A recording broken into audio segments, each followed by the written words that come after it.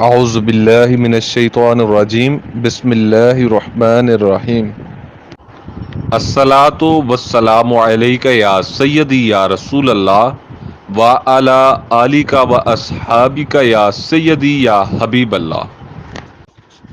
آج کی حدیث: اگر میں ایسا کر لیتا تو ایسا ہو جاتا۔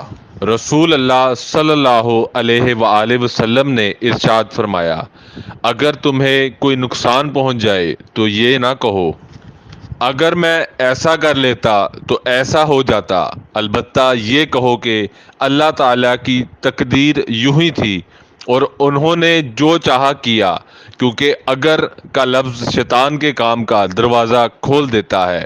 مسلم منتخب احادیث۔ دعا: اللہ تعالی ہم سب کے صغیرہ کبیرہ گناہ معاف فرمائے، آمین۔